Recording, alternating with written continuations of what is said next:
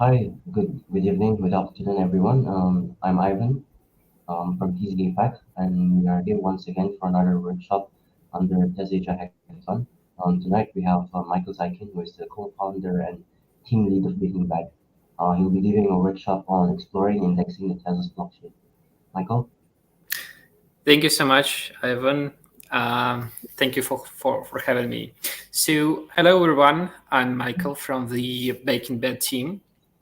We're one of the oldest teams in the Tezos ecosystem, and for the past 3-4 years, we created such products as Vertical Dev Explorer for exploring smart contracts, TZKT Explorer, and TZKT API, which you will be probably using in your products, as well as several libraries, including Python library, PyTezos, and NeTezos for working with Tezos in .NET. But today we're going to talk about our recently new product called Dupe, which is a framework for building selective indexers for your dApps. In other words, this is a tool that allows you to create a specific API for your particular application in order to be able to build a rich interface on the client side. Let me share my screen.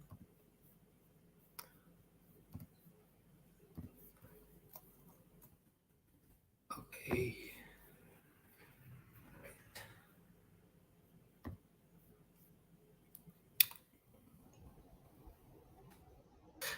Okay, so as I was saying, so Dupe is a framework. It is a framework for Python language, and it consists of several modules, including the three parts. So, very first part is the code generation part. The second part is the runtime, and the last part is some magic that is controlling different parts of the end system. So uh,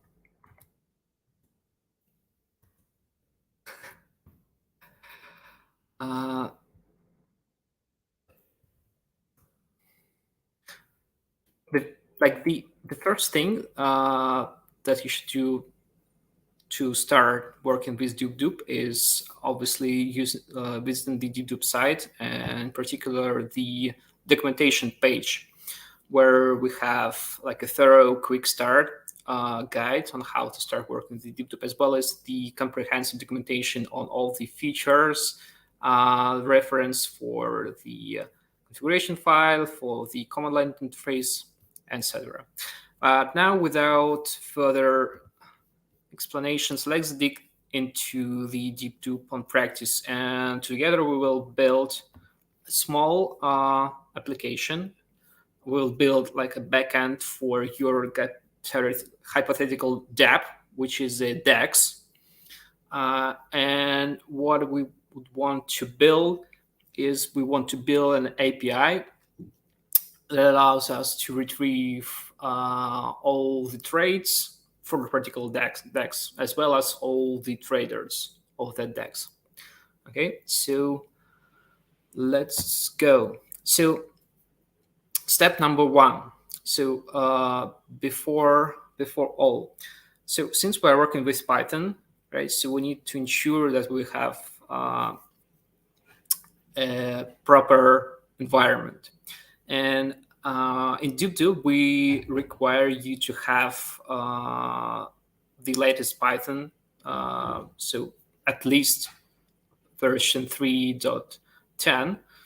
And we will also build like a very simple web interface to demonstrate how API works.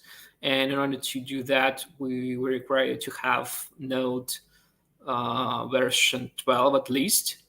And we will use like Vue framework, but it doesn't really matter what framework you will use at your end. Also, we will use Poetry, which is a modern dependency manager for Python. And so I expect that you have Python and Point3 installed and set, ready for the workshop. So let's go next. So how to start working with Dupe? Everything starts with the configuration file. So the configuration file in the YAML format, it looks like the following, right? So if you ever worked in Ethereum with the graph framework, it can remind you of these syntaxes. It's very familiar. And while building Dupe, we were mostly inspired by the graph project. So anyway, so this is the configuration file when we define all the settings that we need to connect to the database, to connect to the data source, to define how we will actually index the blockchain data and transform into our own representation. So let's go step by step. So now we will skip several sections and we'll focus on these three. So first of all, we need to define which contracts we'll be working with. So as I said, we are creating like a simple backend for DEX, right? What is DEX? DEX is the smart contract deployed on Tezos. So in this particular example, we will be building a backend for CryptoSwap DEX and its particular instance deployed for the Plenty token. Right? So we can check how it looks like. Yeah, here it is. So this is smart contract in the Tezos mainnet. We can check it in empirical dev. So here is its code, its storage, and operations, etc. Right? So as you can imagine, that like what are the trades, right? Because if we look to the Explorer, we only see transactions. And this is true. So if we look at the operation feed, we will see that there are like multiple entry points, right? So this contract has many different methods that will do different things, but we will interested mostly in two of them. So the one that is used to convert Tez to token, in our case, this is Plenty, and the other one that will convert token backwards to Tez. And if we examine this transaction, we will see that it consists actually of two operations. One of them is internal, right? So this operation is induced by the first operation, right? So we can also check this very operation group. Okay. Yeah, so we see that it's actually like two operations. And what we see here is that someone, we will call someone trader, is calling the smart contract, which is the instance of the CryptoSwap DEX. Okay, so it calls the interpoint calls Tez to token payment, which means that he wants to convert his Tez to Plenty tokens. Okay, so in order to do that, he attaches some Tez to the transactions. We see that here are 11 Tez, right? And it also wants to receive some tokens in return. And in order to specify how much, and like more precisely index what is the minimum amount he expects to receive, he specifies this amount in the transaction operations. We'll see that. So this is the minimum amount our trader expects to receive in return after applying this particular Tez to token payment contract call. Okay. But how we can determine what is the actual output of this operation, right? So how much tokens will he actually receive? And we see that there is like an induced transfer operation, which is actually where the token transfer is happening, right? And we see that an internal transfer happened with so the source of the tokens was our smart contract, the DEX contract, right? And the destination is the address which belongs to our trader. And we see the value. So this is the actual value that was received by the trader.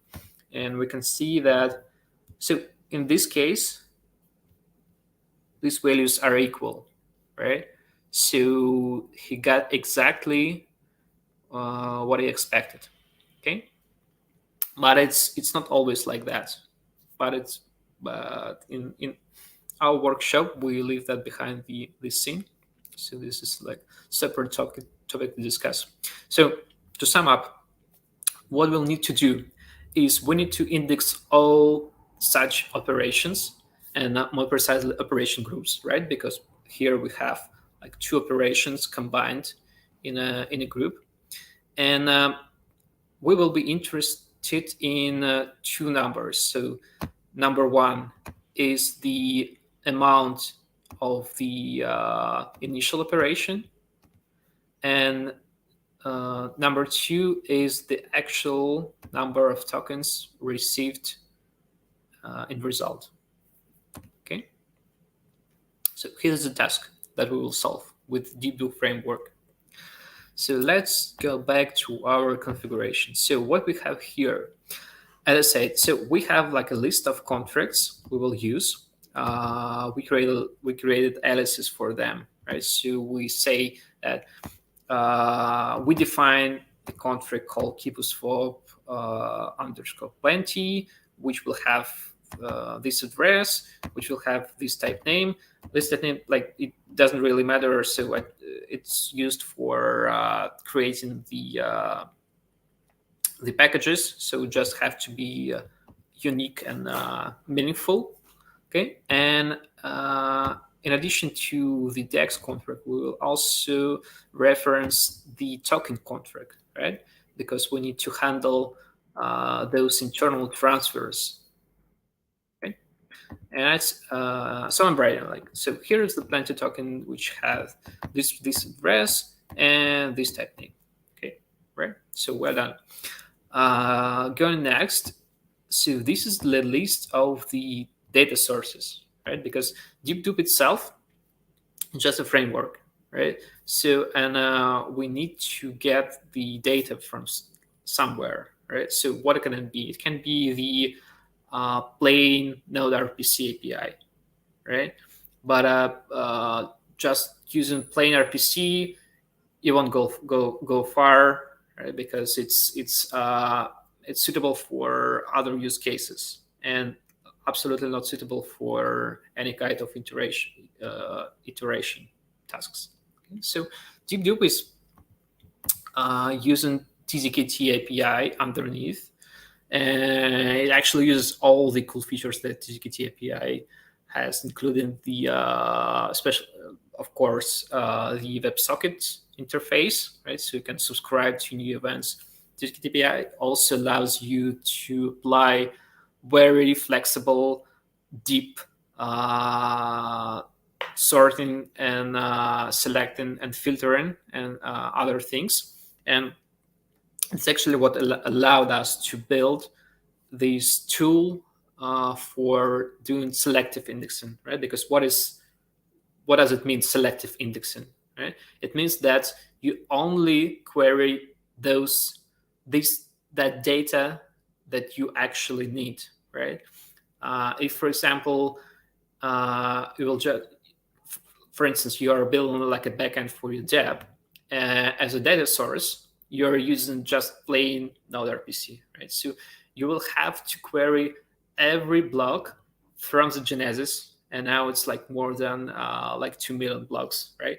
With all the content, and it's a lot. So now it's more than 70 millions operations overall, right? So it's like a very large amount of data, and it's increasing like every day, right? So it's crucial to be effective in the sense, and do really cool optimizations, and apply these selective techniques in order to query just the amount of data you need for your particular case. And this is where Dupe fits perfectly. Okay. So so we'll use TZKT API as data source, and in our case, we're working with the mainnet, right? So this is just a name, so I named it TZKT mainnet, and we are moving forward to the most important section, which is called indexes. So here's where we define how we will actually first match data, right? So here's where we describe how we will actually select data in our selective indexer, okay? And here's also where we define the handlers, right? So here's where the bindings to our custom code is happening. Okay? So we will create a single index, right? Because in Dupe you can have like several indexes. You can like have 1, 2, 10, several thousands. Doesn't matter. They are sort of independent in a way, but it's a topic for a separate conversation, because you can actually build very complex solution to what you do. So in our case, it's a very simple case where using a single index, we will use an index of kind operation. What does it mean? It means that we will index just operation. Because like in Tezos with Dupe, you can also index other things. For instance, you can index big map updates. If you started working with Tezos smart contracts, you have or you will learn about big maps, right? What are those structures? So in Dupe, you can, instead of indexing operations, you can index big map updates. Sometimes it's more efficient and faster than indexing operations. Or you can index transfers, token transfers, right? So it's like a higher entity compared to the operation. So there is an operation like a transaction with entry-point transfer, right? But it's kind of like low-level thing. And there are also like some edge cases with means burns, etc. So instead of that, you can work with a higher level entity, which is called transfers, and build your logic on top of that. There are also like other kind of indexes, but today we'll work with like the very simplest one, operation index. Okay?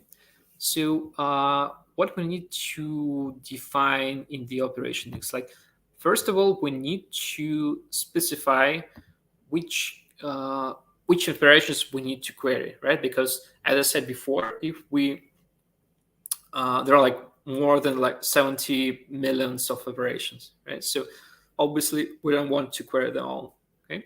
So, and for our particular case, we only need operations that are related to our particular contract, right? Related to our DEX contract.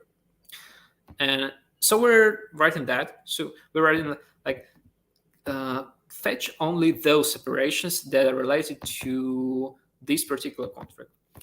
Note that we are not using addresses, right? So we have already defined an alias for this address, right? So, and here in the indexes section, we are using aliases like both for contracts, for data sources, for other things.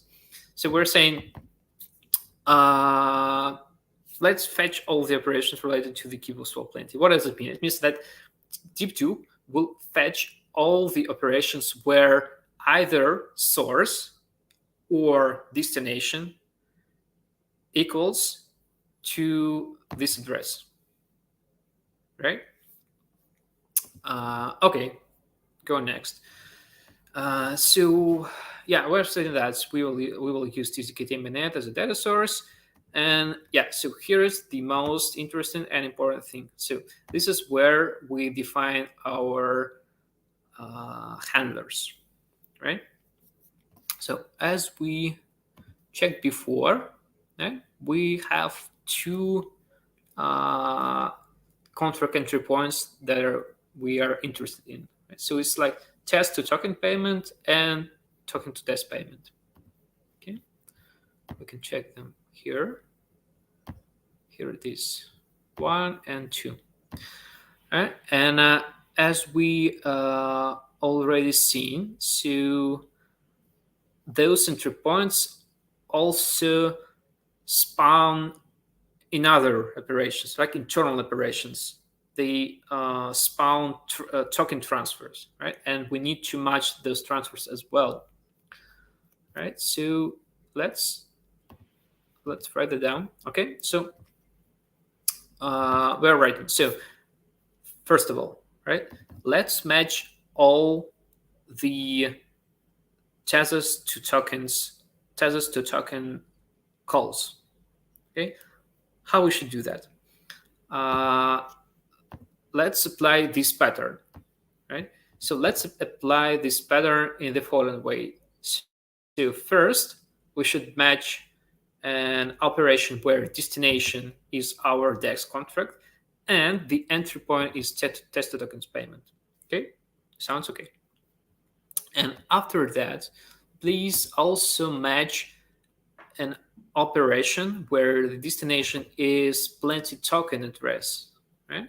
And the entry point is transfer. What does it mean? What is the how this pattern is applied? So what Dupe does, it's fetching operations, and actually, like it fetches operation groups, right? And after that, it tries to apply all the patterns specified in the configuration file to all those groups. So it works roughly the same as the regular expressions, right? So for instance, you have like a very simple rule, like you have a regular expression where you're trying to match two variables, like first variable is A, second variable is B, right? So for instance, here is a word AC, right? So the first variable will be matched, but the second will not, right? Means that the total expression will not be matched. So in Dupe, it works pretty much the same, right? So Dupe will try to match the first operation in the group, right? In our case, like Tezos to token payment. Do we have a match? Yes, we have. Like after that, we're moving forward and trying to match the second operation, right? Do we have a match? So here is the transfer, entry point transfer. So the destination is plenty token. Sounds good to us. Here is a match. Okay, so Dupe sees, so there is a match. So we have matched an operation group. And now what he should do, he should call the user defined callback, right? So, and here is the name of the callback function, right? That should be defined somewhere. Okay, so we do the very same thing for the token to test entry point. So you can notice that there are actually 3 operations, right? But that's because it also need to like since we're doing like token to test trade, there is also should be a third operation where we transfer Tez from the DEX contract to the trader account. Okay. So here is our configuration file, right? Let's pretend that we don't have other files. We just have this YML file. So what we should do next? Next, we're going to the console, to the terminal. And yeah, so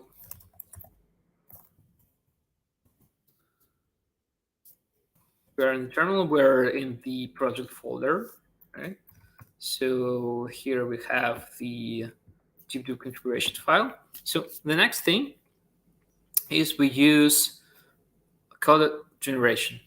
How it works, I'm just writing Dupe in it. Let's see what we have just done. So what's happening underneath? So Dupe, like first of all, what Dupe does? Like first of all, Dupe does parsing of your configuration file, make sure that everything is correct. So everything, like the format is valid. So there are like no broken references, etc., etc., etc. Afterwards, for each of the configs defined in this config section, it goes to tzkt API and tries to fetch the JSON schema for the operation, for the storage type, for the parameters type, for the big map type, and other things, right? And for each associated entity, it generates typed Python models. So here we can check how it looks like. So here's actually the structure generated by the Dupe. So it works like in any other framework, right? So framework, it's not a library, right? So it has some rules, including the rules of how you should structure your products, how you should structure your project, okay? So, and we see here is like types folder. Here is our type names, right? So here's where it's used. And we can check that. So here is a generated file. It says that it's generated by the data model code again package.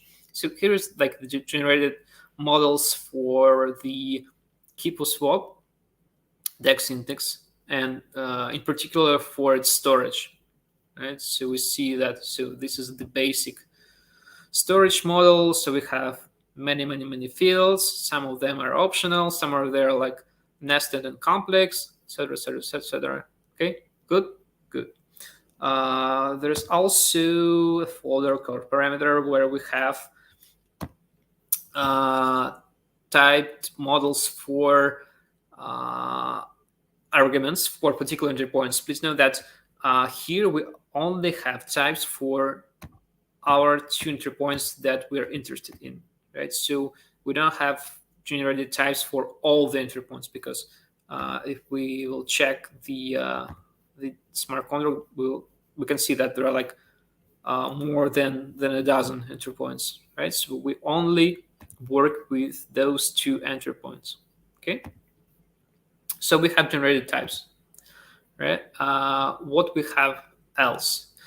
So we also have several interesting folders like SQL, GraphQL, hooks. We don't need jobs. We don't need them right now. So these are the features that you can use for like much more complex cases. Now we're mostly interested in this folder, which is called handlers. So after you do Dupe init, the code generation phase, you will have your types generated, right? So this is covered, and you will also have generated stubs for your handler. So this is how it should look after the code generation, right? So we're recalling that in the configuration file, we have specified that for this particular pattern, we need this callback to be called, right? So a callback with the name on test2 token, okay? And it sees that. So here is the name of the callback. So he creates like a separate file, and in this file he creates a method called this very way on test2 token. And what we have in the argument, so we have the context. So there are many interesting things. But we are mostly interested in those two arguments. So this is the transaction parameters for the first call, and this is the transaction parameters for the second call, right? So if we return back to the BCD, so we see that, so here are two arguments, minout and receiver, right? Yep, so we have them here, okay? And we also have transfer with 3 arguments from to and value, and we also have them here from to and value. All good, right? So so in the body of this method, we can actually implement our custom logic, right? So how we want to handle this data, right? And yeah, but before that, let's also take a look at this file. So this file is also empty at the very beginning. It's called models, and this is where you define your application domain, right? So your application specific entities, because if we're talking about Tezos, right? So in Tezos we have what we have, like operations, particularly we have transactions, right? We have transfers, token transfers, we have big map updates, right? So blocks, right? So those are low level entities, right? But if you are building API for your dev, so you're not working with transactions or big map updates, right? We are working with trades, traders, right? So more like a higher level objects, okay? And in order to move from this Tezos domain to your application domain, right, you have to design how your database models will look like. And here's where you do that. In Dupe, we're using the Tortoise or framework for working with database. And although you can actually work with any like any library or with any database, we have most features working for Tortoise and with the Postgres database, including all the variations of Postgres, like timescale or other extensions. So you're free to use them as well. As I said, so we have 2 entities in our particular case, right? So we have trader model and we have trade. They are obviously related, right? So for each trade, we have a trader. Good, right? So this is like very straightforward and general thing, right? So if you ever build an application in Python, you've done that many times. The only difference would be, I don't know, like if we're used to use SQL Alchemy, for instance, and this is a different library, but that's mostly it. So it's a matter of syntax. So, okay, what do we have, right? So we have our models defined, right? We have our handlers, where we have data matched, right? So we already have matched operation group. So now we only have to define how we should convert these transaction parameters and fill the models we define in the models by file. Okay. So, and this is like very simple logic, right? So as I say, we define trader address as the address of the initiator of the first transaction, right? Obviously, we also take the amount of the first transaction as the trade quantity in Tez. We take the parameter of the transfer transaction as the trade quantity in tokens, right? And that's basically it, right? So we create a trade, specifying all the fields, creating a trader if it's not created, right? And we save both models.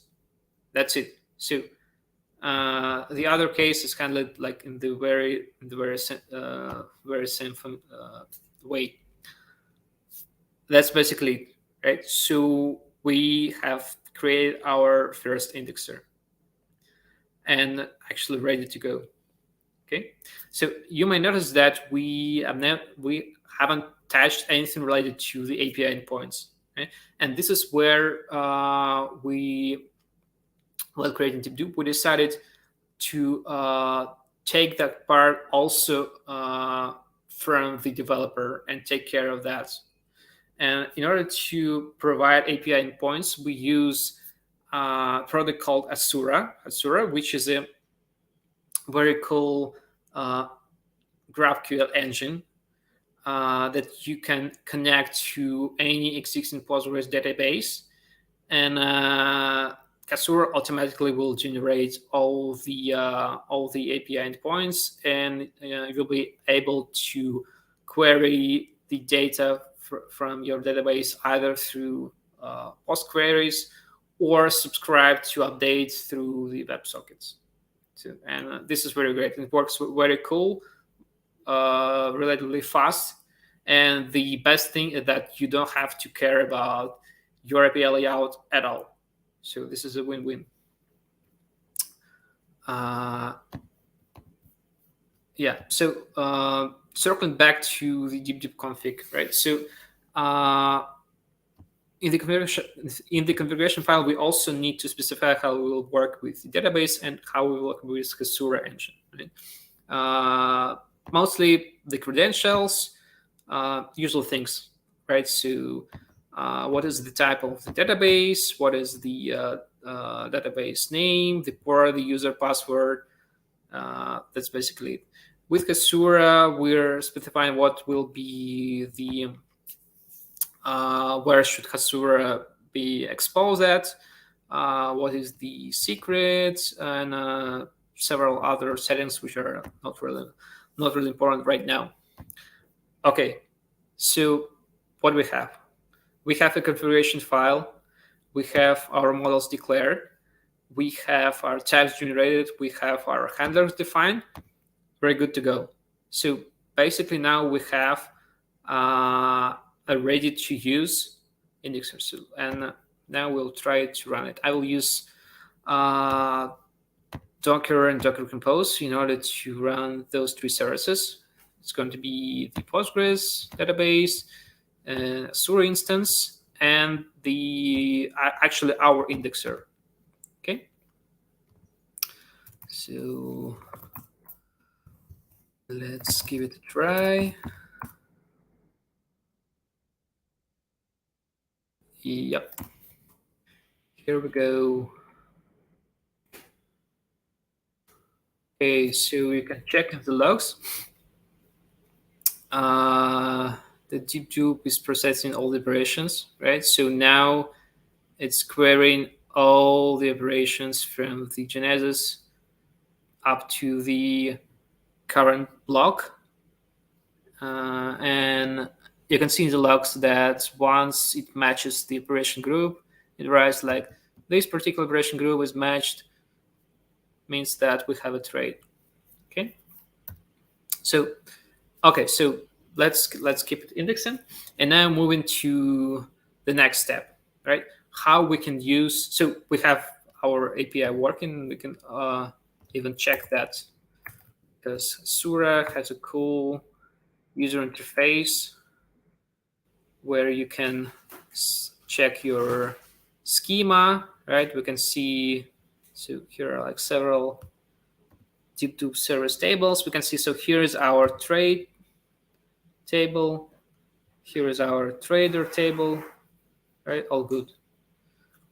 We can even make a query here. Whoa. something. Okay. So yeah, we can make a query. Here are several trades. Fantastic. So we have our API locked and loaded, right? What to do next? So basically here we can stop at this point, right? And just like do throw post queries or like use any library you want. But in our products, and also you will see that in the documentation, we are using this library called GenQL, which is a tool that allows you to generate a fully typed SDK for your particular indexer. And after that, you can use this SDK in your front-end application. This is very useful because, well, it's like in JavaScript, it's better to use with typed API rather than the like plain vanilla JavaScript. It's working very like it's that simple. So all you have to do is create a package.json file where like specifies like very few dependencies and this build command. Basically, are saying that please generate me a library based on the introspection query from this endpoint. Right? Now we have this endpoint ready. So let me delete that for now. So all we have to do is to just step into this folder and do the build thing. Okay. So it's ready. If we'll check the result of the generation, we will see that so here like some basic methods, right? So we can create a client to our API. If we check the schema, we will see all the internal Dupe tables as well as the our trader and trade table. Okay, so this is like a ready to use SDK that we can reference in our front-end application. So and now also I have like a already written small view application where I understand how to use that SDK on the front end. Okay, so this is a very simple view application, basically a basic one that you can auto-generate scaffold from the view standard command line interface. So I created a component, I think it's the default one, where I create an instance of my client. Right? So I create an instance of the client to my GraphQL API. And particularly, I will not using post API or post queries. I will just using subscriptions, right? Then thus I specify the subscription connection URL. What I do next? I subscribe. I want to subscribe to all trades where the timestamp of that trade is greater than now minus 5 minutes. Okay, and I want all the fields. Right? Remember that in GraphQL you can only query those fields you are interested in. Right? So in my case, I want everything, and I'm subscribing. And yeah, so here is the handler for the subscriber. Right? So on any new trade, I want to put that trade into the trace array, which is observable, and since it's observable, it will be rendered on the screen. Sounds good? Sounds good. Let's check how our indexing is going on. Oh, we're still on the first million. Okay, so let's change the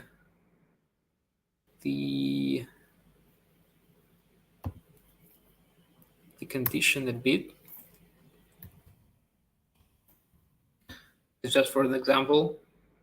Don't take it as a reference. So here's so here's our application.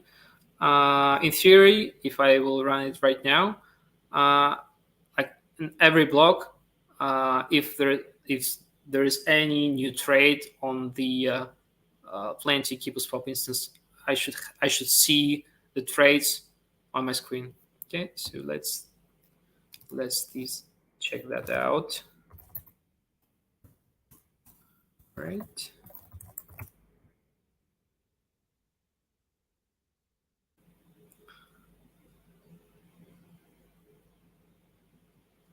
Okay, good. Yeah, I see that since I applied a very broad rule, I've already fetched several trades. If I so let me do that one more time. So if we check the developer console, we'll see that here is the WebSocket connection happening, where I'm subscribing to the trade events, and shortly after that, I'll start to receive new trades. Know that if there are like multiple trades at once, like for instance for a single block, I will receive them. Like I will receive a batch. Okay. So yeah, that's basically it. So yeah, you can see that this is very straightforward. So it can be like not very straightforward, but actually very simple. We just written the configuration file. We design how our database models look like, and we fill the handlers bodies. Right. That's it. That's all that is required to have your own indexer for your dev up and running. Okay. Okay. So here are the steps. Right. So as I mentioned before, so if we think about Dupe, what it's actually is, Dupe is a way to move from the Tezos domain, right? From operations, blocks, big map updates, token transfers, right? These kind of things to your application specific domain, right? So in our case, it was trader, trades. I don't know, it can be also be in this context can be position. I don't know, so other kind of things, right? You see, so those are different domains. So our domain is much more of a high level, right? And in a result, what do you get? You get like a fully typed API, which is like built specifically for your application, right? So you are not working with transactions anymore. You're not working with untyped JSON, right? So you're not working with these kind of things, right? So I don't think that you would want to work with these raw Michelson parameters, right? Even sometimes packed and in some strange format, right? So yeah, I think it's pretty handy, and it like reduces a lot the amount of the boilerplate and the amount of efforts you need to invest in order to create your backend.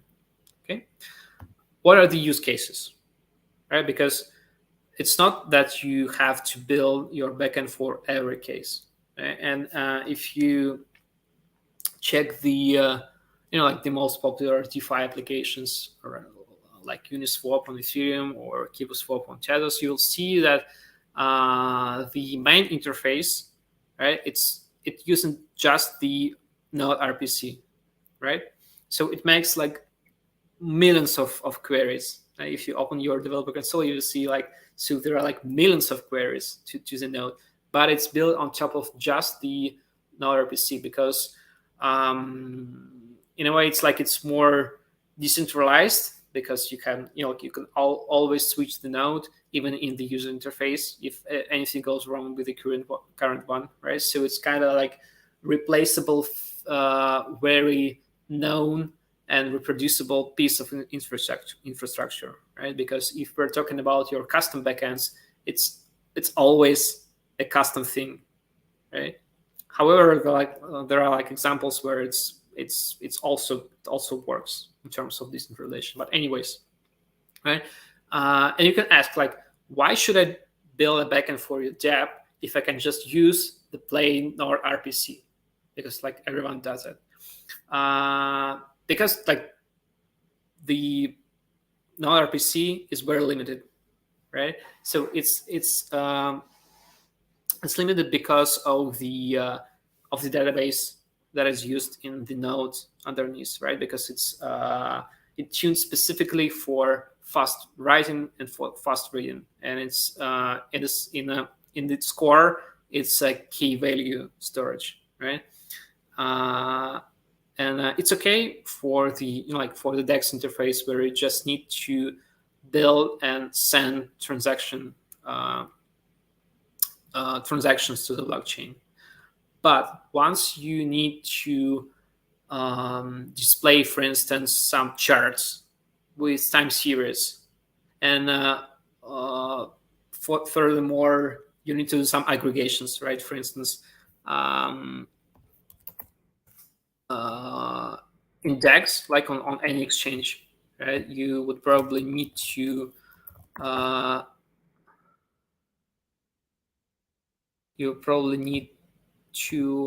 show candle charts, right? Price candles, and you would probably want to have several time frames, right? And that means aggregation, and aggregation is a very heavy application that surely you can do that on the client side, but it's like if it's in like thousands, millions of trades, it would be very painful. Trust me. So this interface is built on top of the Dupe indexer we built for this particular case. Right? What else? In our case is where you have like a very complex domain, right? You have like several dozens of various models. So for instance, in our case, we have only two models, trade and trader, but it can be a very complex dApp. And if you're like in this case, it would be like very difficult for you if you are not working in your application domain. If you are working with the low-level entities such as transactions, operations, big motifs, it will be very difficult for you to operate and to add new features and to onboard new developers, right? Because it will be so the end, like the cost of the entry to the code base will be very, very high, right? What else? If you need some flexible filter and sort and selecting all kind of things, right? Because this is important. Like for instance, in our other applications called Juster, we also use Dupe as a backend, and for instance, in this particular page,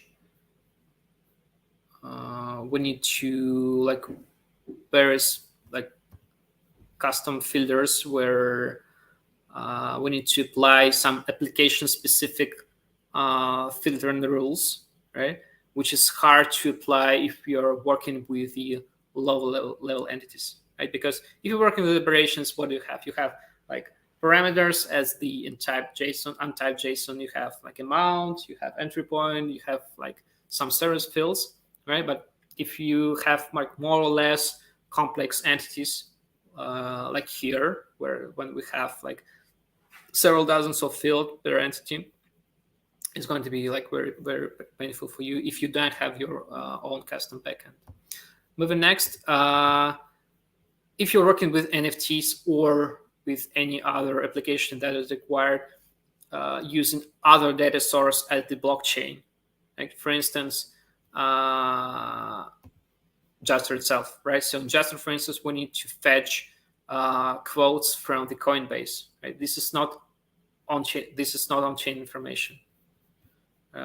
So this is off-chain information, and we need to fetch that. We also need to fetch data from oracles to merge this data, do an aggregation to make a larger time frame, and only after that expose this data through the API in order to draw these beautiful charts. Okay.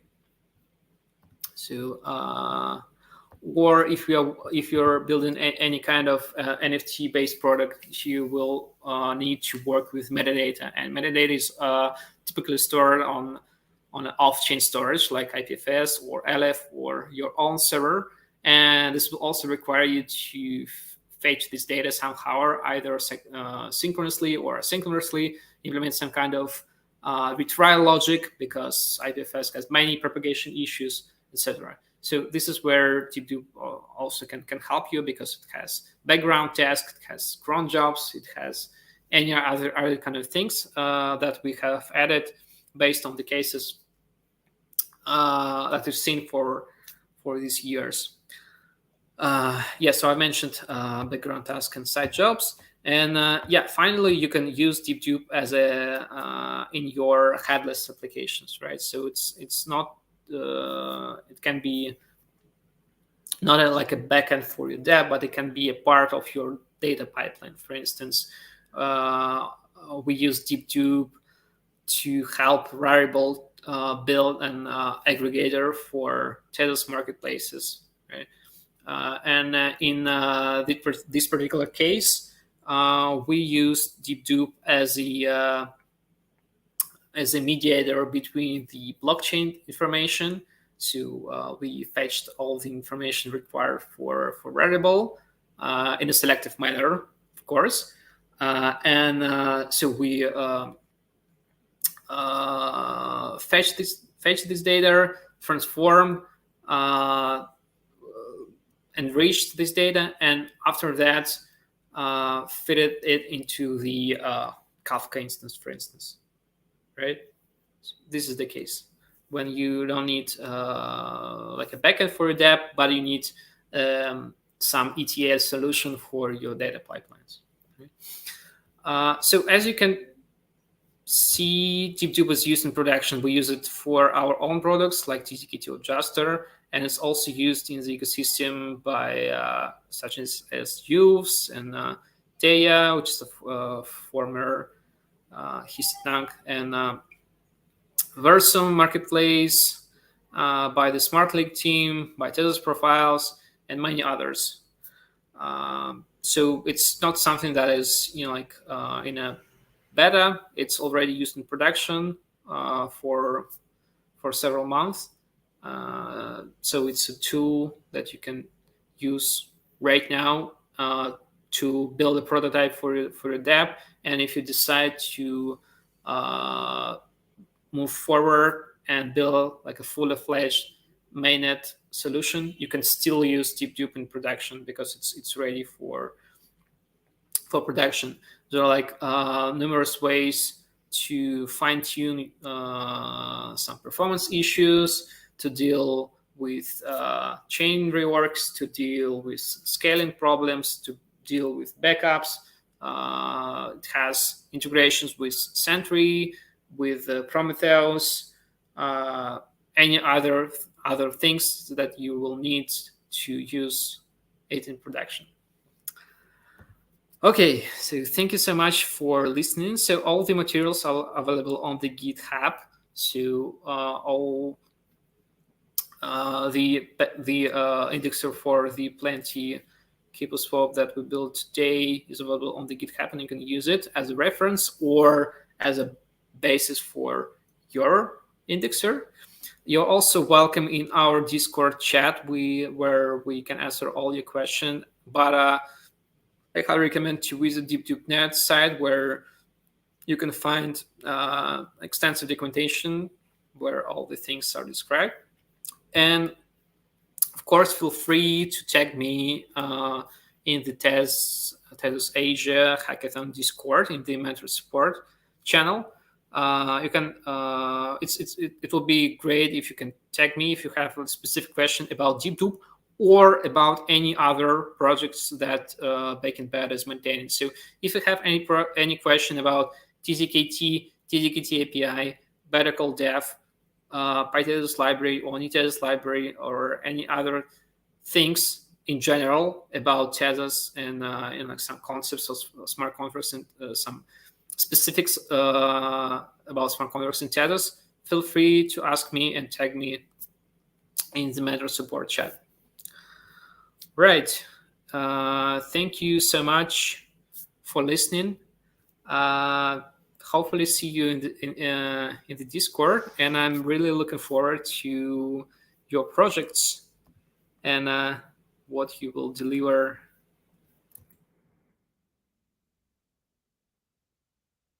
All right. Thank you so much, Michael. If there are no further questions, we'll just end the broadcast for now. We'll see you soon. Thank you.